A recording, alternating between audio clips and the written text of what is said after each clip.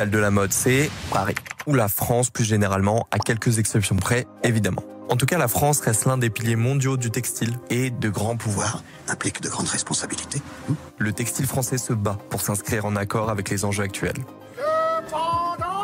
C'est pas forcément le cas pour le reste du monde. Et dans le combat pour une meilleure consommation, on peut facilement faire l'amalgame avec de l'ultra fast fashion qui, elle, ne respecte pas les engagements français. Et ça, c'est relou. C'est relou, là.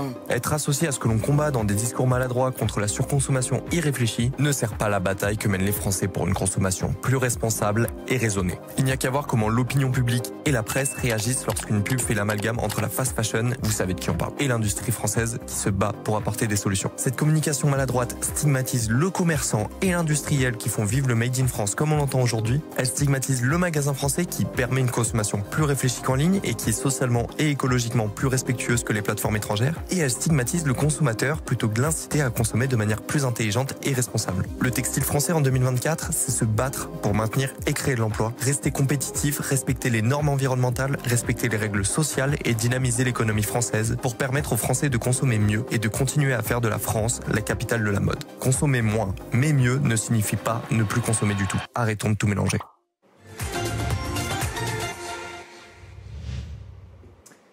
Donc la fast fashion, Olivier, c'est le fléau? En tous les cas, l'ultra fast fashion est représentée par les Shein ou par les Temu. C'est effectivement, aujourd'hui, il ne faut pas se tromper de combat. Je crois que c'est important. Et c'est un message qu'on a voulu faire passer à cette vidéo. Juste petite anecdote sur l'histoire de cette vidéo qui a été montée en 4 jours avec un tout petit budget et qu'on aime bien mettre en parallèle avec la campagne nationale que vous avez pu voir, campagne nationale de l'ADEME et du ministère de la Transition écologique, où on nous a présenté un nouveau métier, le métier de dévendeur.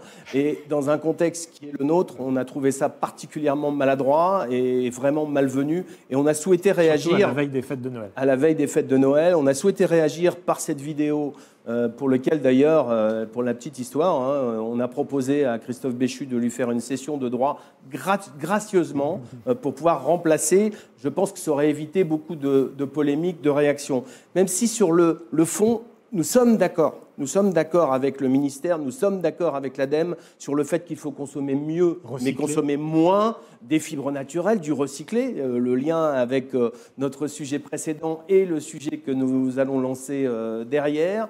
Mais je pense que c'était important de remettre l'église au milieu du village en disant ne nous trompons pas de combat, on ne doit pas stigmatiser les commerces physiques, ni même les commerces en ligne, mais les commerces en ligne, on peut avoir des commerces en ligne vertueux et on peut avoir des Shein, des Temu, où on voit la place qu'ils ont pris en 18 mois est juste incroyable. C'est 8000 nouvelles références par jour qui arrivent sur le marché. C'est des produits où, malheureusement, notre système de douane fait que tout ce qui est en dessous de 150 € n'est pas vérifié et passe allègrement nos frontières. Le problème, c'est que ces plateformes, aujourd'hui, présentent une majorité de produits à très bas coût. On est donc inondé dans des conditions qui sont assez faciles pour eux et que dans le même temps, on a nos propres enseignes en ligne ou nos propres commerces qui souffrent énormément. Donc je pense que ce message, au départ, ça partait d'une bonne volonté. Maintenant, il fallait remettre l'église au milieu du village et rappeler quel était vraiment le combat de l'industrie textile aujourd'hui. Et je pense que nous aurons un invité qui nous en parlera. Mais François, je te laisse la parole sur le sujet. Oui, tu as eu raison d'être fortement courroucé, en colère, avec cette campagne de l'ADEME, les dévendeurs. Alors moi, quand j'ai vu ça, je me suis dit, mais c'est pas possible. Et les réactions étaient immédiates. Nous, d'abord, les commerçants, surtout que dans l'habillement, c'est quand même pas la fête en ce moment, c'est pas la joie. Et puis, j'ai pensé au dîner que nous avions eu peu de temps avant, où j'ai en face de moi des chefs d'entreprise qui investissent fortement, qui prennent des risques colossaux pour essayer de reproduire en France, pour faire en sorte de relocaliser une partie de leur production. Que risque celui qui a fait cette pub maladroite?